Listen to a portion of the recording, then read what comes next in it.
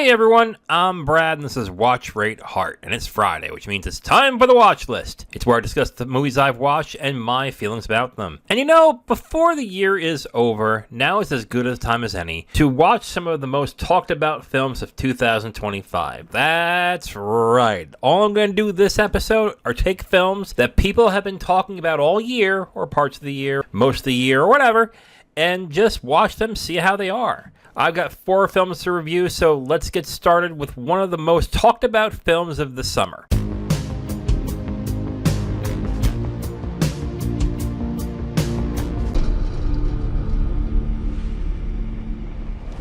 And that film is one of the most beloved and talked about films of the year that may be racking up some Oscar nominations, and that is Sinners, starring Michael B. Jordan, Haley Steinfeld, and Delroy Lindo, directed by Ryan Coogler. It has a Letterboxd score of 4.1 out of 5, a Rotten Tomatoes score of 97% fresh, and, well, it's film from this year, so can't get nominated for anything right now. I think it will probably get nominated for a bunch of stuff, to be absolutely honest with you. So there's that, I guess. If you've watched some of my videos already, you already know that I do not like horror films. I don't like a lot of gore, and I don't like movies that are generally very disturbing and upsetting.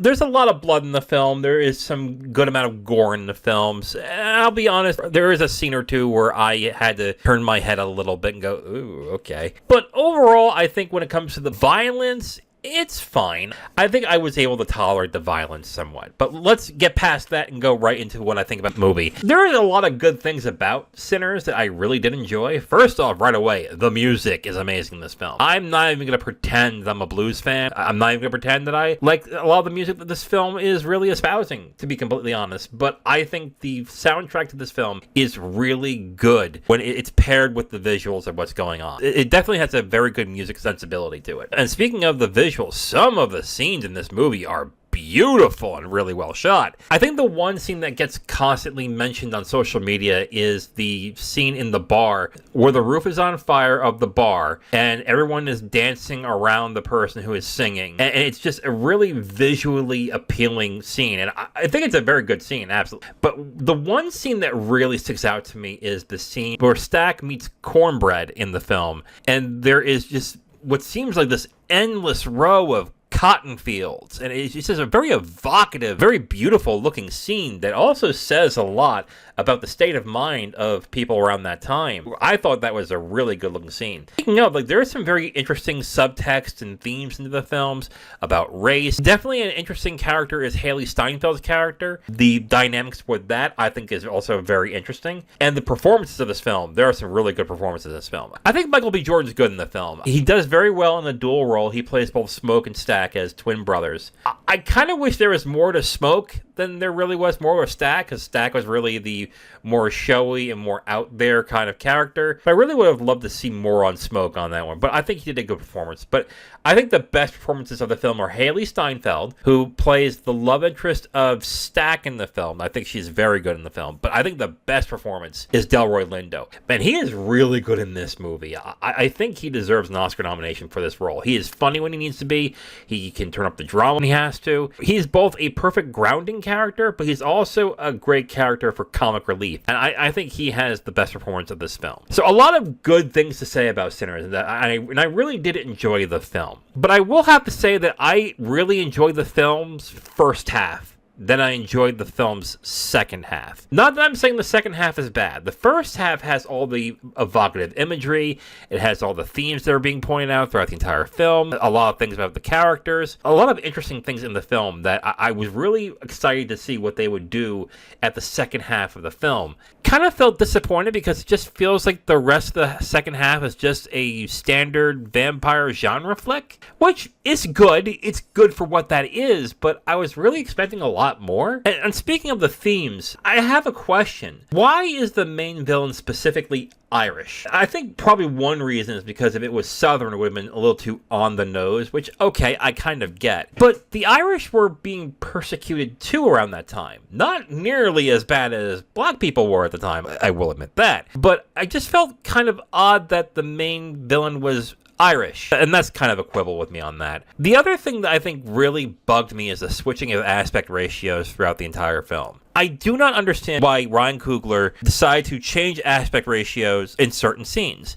I get the reason why is probably because he wanted to do it on the more visually appealing, visually arresting scenes, and scenes where action is happening or something intense is about to happen. But then that kind of spoils the intensity when you do that, because when I see the aspect ratios suddenly change all of a sudden, I'm like, okay, something's about to happen. I honestly would have rather been surprised than have the aspect ratio be played with back and forth throughout the entire film. I think if he would have stuck with one aspect ratio, it would have been a lot better. Some will find it nitpicky. It kind of bothered me when I was watching the film.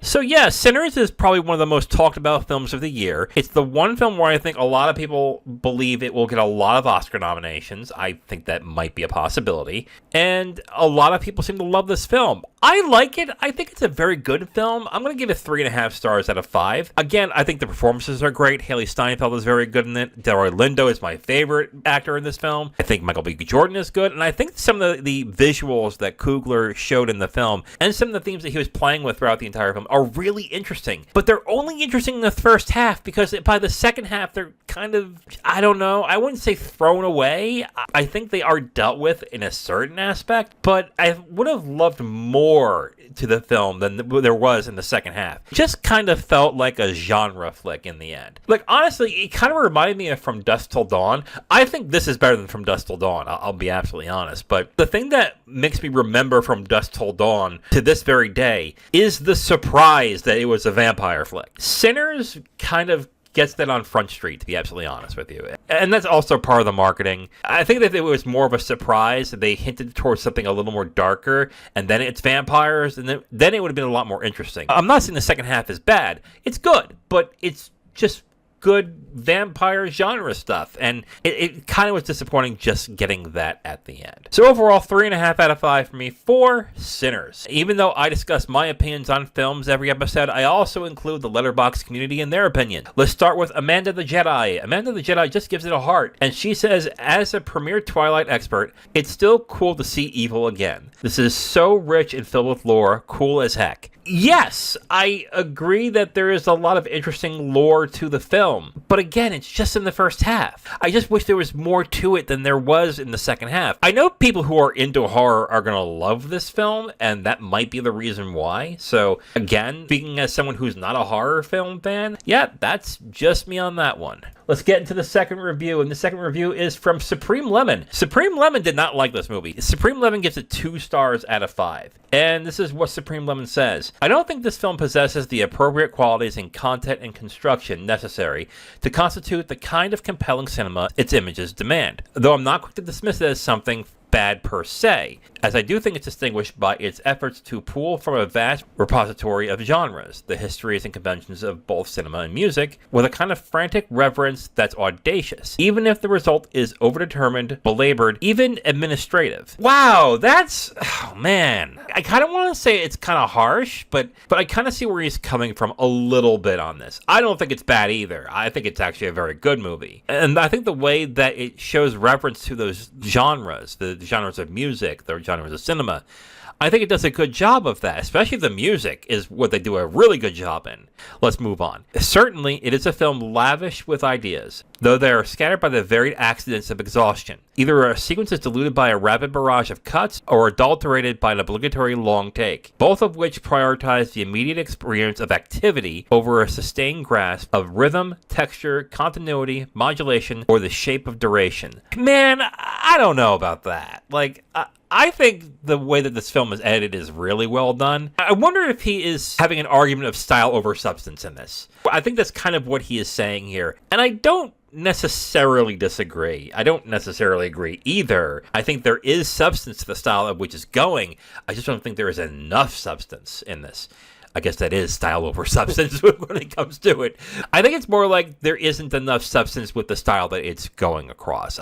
Maybe that's what he's saying. Supreme Lemon, if you hear this, let me know if I'm getting what you're saying. Maybe I don't, but we'll see. Moving forward, it is a cinema that values gratification over lucidity, sensorial over the sublime, and perspective over poetry, yet the ambition behind the artifice remains admirable. I don't think it values gratification all that much, because what exactly was gratifying at the end of the movie? Is the gratification that you're talking about the visuals themselves? Then okay, I could see that. I mean, I'm torn by Supreme Lemon's comments here, honestly, because I think he is right that there is a style over substance issue with this film. I just don't think it's as harsh as he is saying in this. Or maybe I am misunderstanding what Supreme Lemon is saying. So again, Supreme Lemon, if you're hearing this, let me know if I am getting what you're saying, and if I didn't get it, I am sorry, but we'll move on from there. This next review is from Haley. Haley gives it 5 stars out of 5 with a heart, and Haley says, I love cinema that genuinely causes a full body experience. Between the intense visuals and feelings that it evokes, I think Sinners is a perfect example of that. I watched this at midnight alone, which really enhanced the tense sensations to the max. Also, it would be criminal if I didn't mention the use of music, which the use of music in the movie is amazing in this. It really added so much soul to the movie. I thought it was a beautiful touch for such a dark and twisted storyline. Did you guys stay for the end credits scene? If not, I highly suggest revisiting. Anyways, I'd rank this as one of the best vampire horror films I've seen. I gotta be honest, I haven't seen many vampire horror films, so I can't really exactly say if it's one of the best or not. I didn't exactly feel the intensity in the film that I guess Haley is saying, or the feelings that it evokes. And finally, this last review is from Neon Ghost Wolf. Neon Ghost Wolf gets it 5 stars out of 5 with a heart. And Neon says, Sinners is stylist masterclass from Ryan Coogler,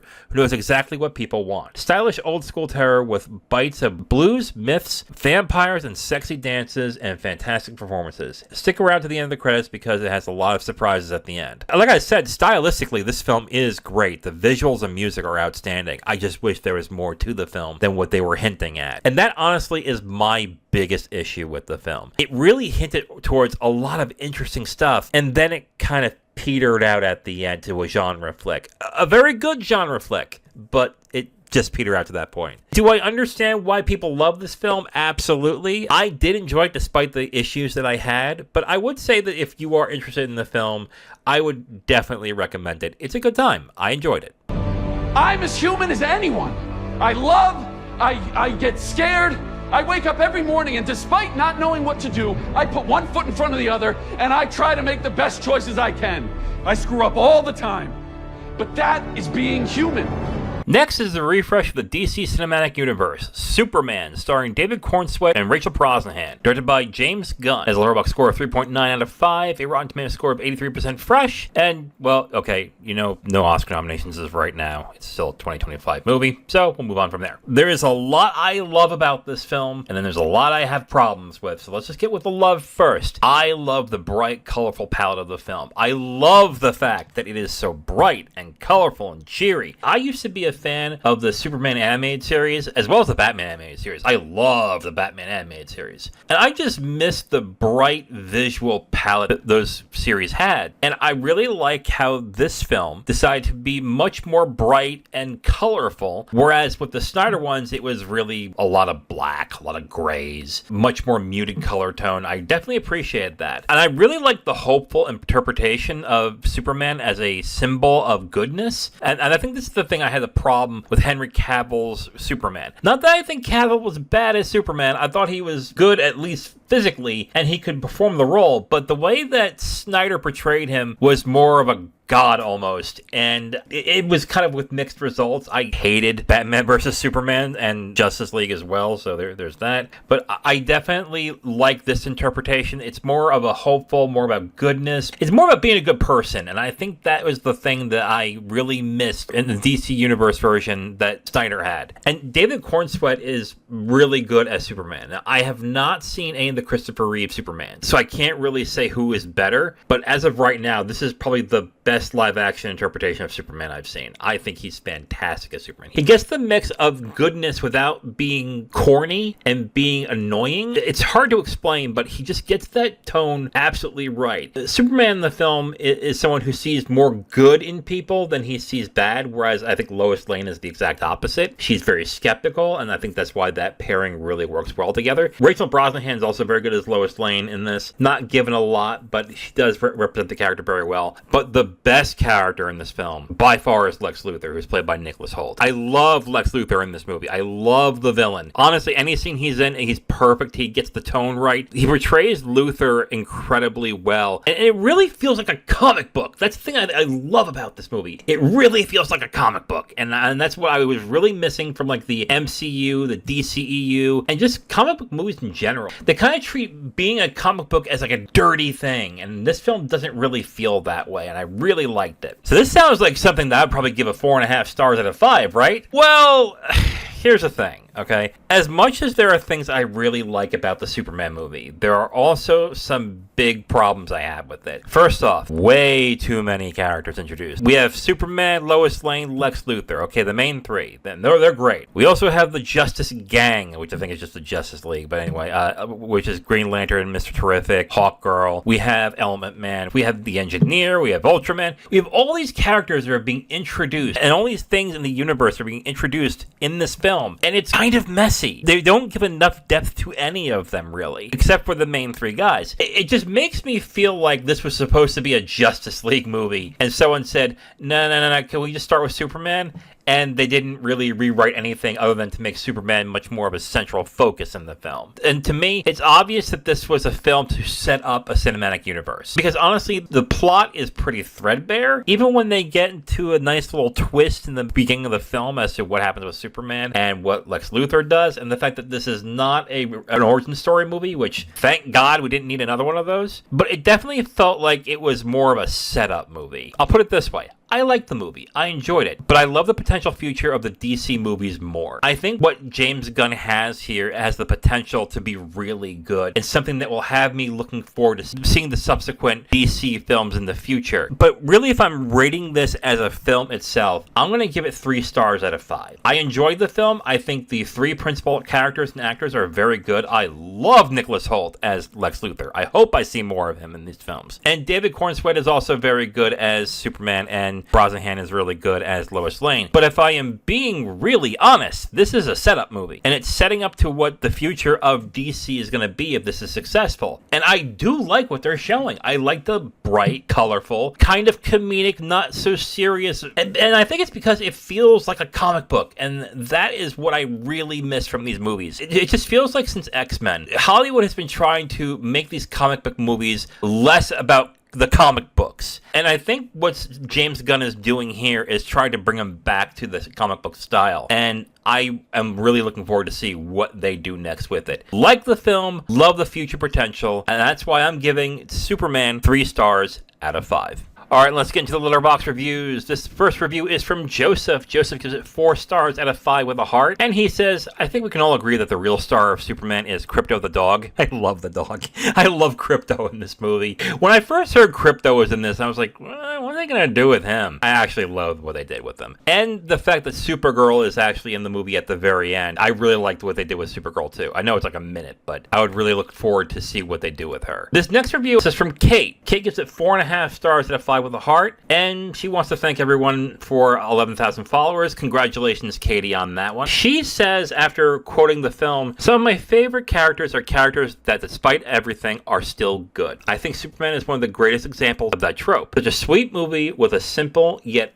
all-timer message. Be kind. Being kind is the true superpower. It is what the world needs. For a perfect world wouldn't need Superman. And I can see if someone read that and be like, oh, so this film is corny. I mean, I guess it could be corny to some people, but I think it's not corny at all. I think they just nailed the character of Superman really well, and the tone and the feeling of the film. Like I said, I like the bright interpretation and how it is much more comedic and light than the previous films have been. And this third review is from Cinema Void. Cinema Void gives it 3 stars out of 5, and Cinema Void says, Gunn ditches grim vigilantes for crimson diapers and shameless cheesiness. Smaller than Donner, sillier than Snyder, and undeniably Superman. Corn-fed and clueless. All that glitters is not kryptonite. I mean, yes, Gunn does ditch the darkness that Snyder had in his films, and I think that is for the better. I guess some people can find this cheesy in a certain way, so maybe that's the case. I still have to see the Donner films. That, I think, is something I have to make it a point to actually start watching. so I can't give a comment on that, but yeah. And this last review is from Allison M. Allison did not like this movie. Allison gives it 1 star out of 5, and she says, first of all, James Gunn, we didn't need another Superman movie.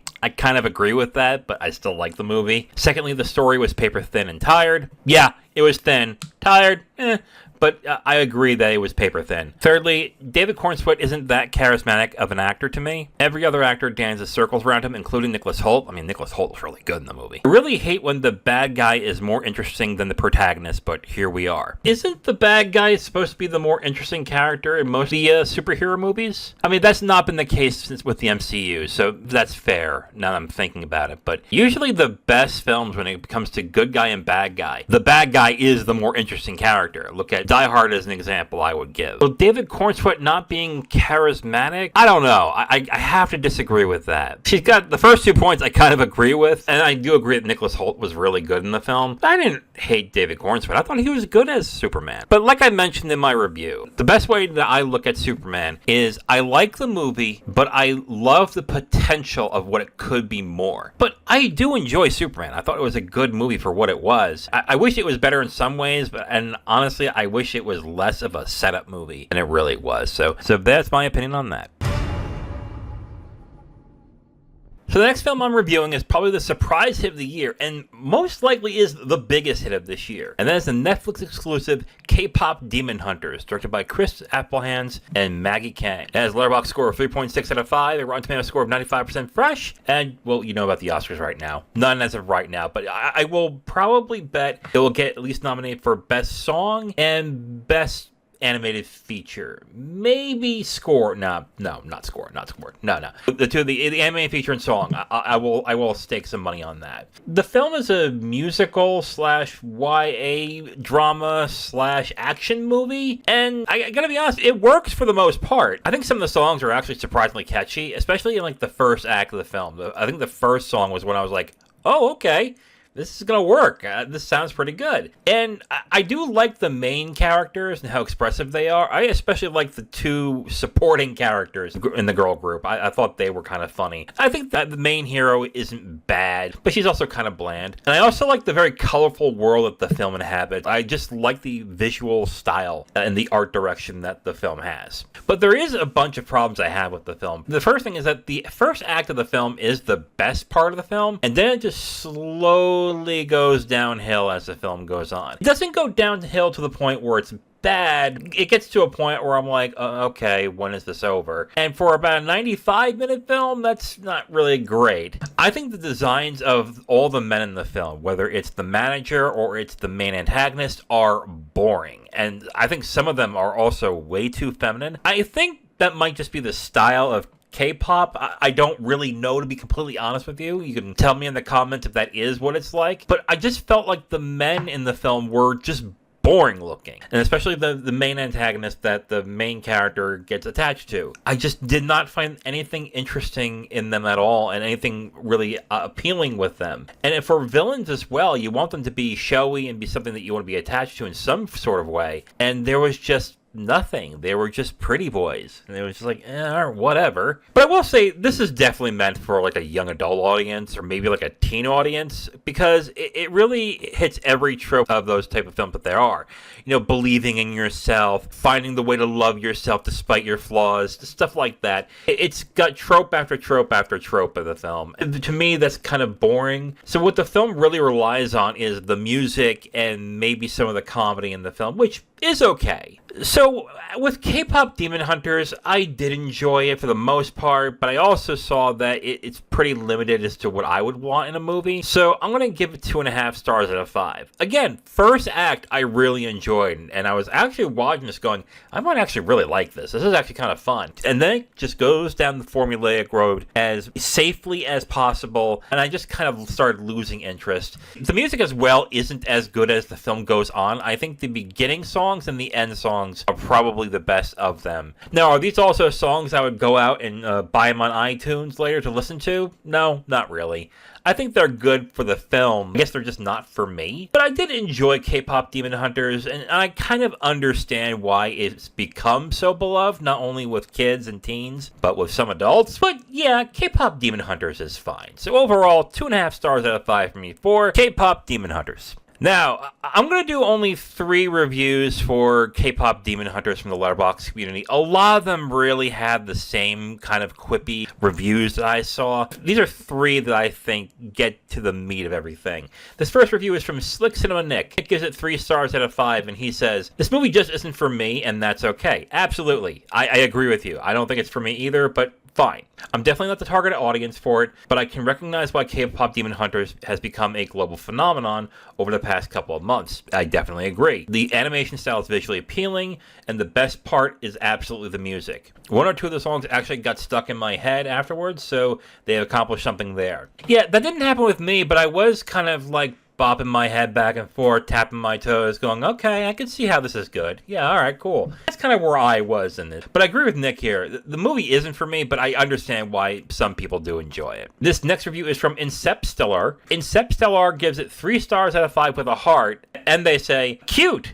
I don't really get the complaints about the songs being awful, because that's how 90% of K-pop sounds to me. Are they particularly good? No. Do they work in the context of the movie? Yes. I think a couple are good. But I agree with you on the most part. Incepstellar. The script is just your standard love yourself for who you are stuff. No major complaints there. Absolutely agree. I do wish we found out more about the other boy band members, but I guess there's just not enough runtime for that. I really like the animation. It looks cool. I like that the manager guy is nice instead of the secret villain. Even if that's not very realistic in real life. I didn't like any of the guys in the film, to be absolutely honest with you. I didn't like the design or really any aspect of them at all. So I do agree the film is pretty cute, though. So I will give Incepstellar that. And this final review is from Machine. Machine gives it 3 stars out of 5, and Machine says, K-pop Demon Hunter sounds like pure chaos from the start, and that's exactly what it is. Mixing the world of K-pop with demon slaying is an absurd idea, but it does feel fresh and original. I think the idea is original. I don't think the story itself is, but moving on. The biggest highlight for me was definitely the visual style. I do like the visual style, absolutely. Full of color and energy, along with the music, which really stands out and gives the film its drive. I actually agree with that, too. The rest, unfortunately, is pretty forgettable. The story is chaotic, often over the top, and hard to take seriously, while the humor and dialogue doesn't always land. I do like some of the humor in the film. I've watched some anime that is kind of like this in the humor department, so I guess that's where it came from, but I can see where he's coming from. Still, it was a fairly enjoyable watch, a bit of a guilty pleasure, a bit of a curiosity, but more of a one-time experience than something I'd ever return to. And you know, honestly, Machine, that's exactly where I'm at right now. Enjoyed what I watched. I'm kind of happy I got to see what everyone was talking about. Is it something I'll return to? No. Is it something when they do a sequel to, will I watch the sequel? No. And let me tell you something, they're going to do a sequel to this. They are absolutely going to do one. In fact, I'll even say this. I think they will actually do an American remake of this, not get exactly what made this popular, and that will fall flat. I think that's what's going to happen. They'll make it live action as well. Just watch. But like I said, I did enjoy K-pop Demon Hunters for what it is. It is a movie that is not meant for me, absolutely. It is meant for teenagers. It's meant for young adults. It's meant for people who are really into K-pop. So it really didn't have the right mix for me to really sink its teeth in. I did enjoy it for what it was, but it just wasn't all that creative or interesting. It just was entertainment, and forgettable entertainment at that. Did you know that men's sperm count is at historic lows across the board? Fascinating. I've never put my sperm across a board. I have an old Bon Jovi t-shirt for that. Finally, I'll be honest, the only reason why I'm reviewing this is because I really wanted to see it, and that's the remake of The Naked Gun, starring Liam Neeson and Pamela Anderson, directed by Akiva Schaffer. It has a Letterboxd score of 3.4 out of 5, a Rotten Tomatoes score of 88% fresh, and yeah, Oscars, come on guys. No, come on. It's The Naked Gun. I love The Naked Gun movies, but no, it's not getting any Oscars. I was so disappointed with the remake. The feeling I got out of watching the remake is that I think the filmmakers got the outline of what makes The Naked Gun good, but not the details. So what do I mean by that exactly? The remake gets what The Naked Gun is. It is a spoof of crime dramas and cop dramas. It gets that. It also understands that the Naked Gun movies relied on sight gags, verbal jokes, and sometimes some physical humor to get its point across. It also has an actor that is known for being a very serious actor who is acting serious in the movie, but is not treated seriously at all. So they get those kind of outline-ish kind of details. But when it comes to getting into the meat of what makes the Naked Gun film so funny, I think this movie misses it to a large degree. And I think the main reason why I feel this way is because when it sticks to the formula of what the Naked Gun movies did, there's some decent laughs. There are scenes in this film that I found very funny, and I found pretty humorous. But it's kind of got this coin flip kind of mentality where it's either a really funny scene or it is just bad for me. Like, I felt nothing but, what the hell am I watching? Like, this is not funny in the slightest. But what I think the biggest problem with the Naked Gun reboot is that when it starts to get ridiculous, it gets ridiculous to a degree that the originals did not. Now, there are scenes in the original movies that are plain old ridiculous. For example, in the first one, where Drebin and his girlfriend are in condom suits. That's utterly ridiculous. But it didn't go that far. It didn't go, like, even farther than that. Like, so it kind of made sense in the scope of the film. The Naked Gun movies are what I like to call smart, dumb comedies. Yes, the comedy in the films are dumb. They're just meant to be silly, but they're so smartly thought out and delivered that it just makes you laugh and appreciate how good they are. I don't think this film is smart dumb. I think what it reminds me most of is Family Guy. It understands what makes The Naked Gun good, and they use those jokes here and there, but then they go on weird asides, or they go on like to weird tangents where it just doesn't really make sense as to why they're in a Naked Gun film. The big example is the snowman scene in this film. I do not get what the point of that was, honestly. Like, I get what they were trying to do, but it just did not land with me in the slightest. And I think also, as much as there was sexual humor in The Naked Gun, a lot of it was either implied or it wasn't really dirty, where in this film, they do take it several steps above that, and I felt like it didn't really fit. Let me put it this way to you guys, as to my feeling of the Naked Gun remake. There is no equivalent joke that I will remember from this film like I did in the last 3 Naked Gun films. Like, in the first one, is this a bust? That joke I found very funny. The second one, I'm swimming in raw sewage and I love it. In the third one, in the backyard with my uncle. There's no memorable jokes from this movie where I'll be repeating them from time in memoriam, because I didn't find the jokes all that good. And I will say that there is a Liam Neeson's cock joke in the film, which, as a fan of Hollywood Babylon, I actually kind of appreciated. But even that was kind of like, he has a big cock. Okay, great. I guess the only way to put it is that I'm incredibly disappointed in the reboot of The Naked Gun. I'm giving it 1.5 stars out of 5. I see the ratings on Letterboxd and I see the critics' reviews giving high praise for this film, and I don't understand it. I found parts of it funny, but for the most part, I kind of sat there going, nope, not doing it for me. Because even when The Naked Gun misses, I barely remember the ones that miss, because there is joke after joke after joke happening, and sight gags and visual gags and physical humor and dialogue that's funny that makes you forget about the bad jokes. This film, A, doesn't have it, and B, when it attempts it, there's more misses than ones that work.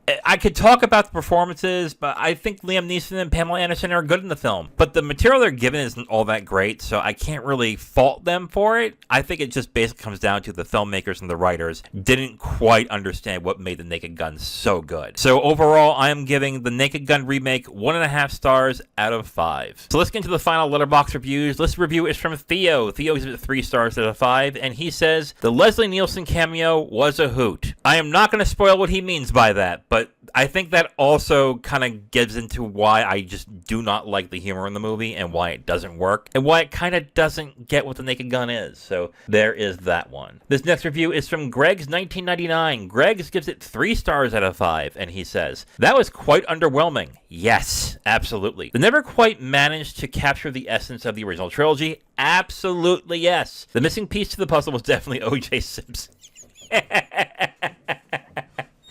I mean, they could have had a white Nordberg, but they did in the TV series. But yeah, okay. Liam Neeson didn't have to try to be funny. He was oozing comedy.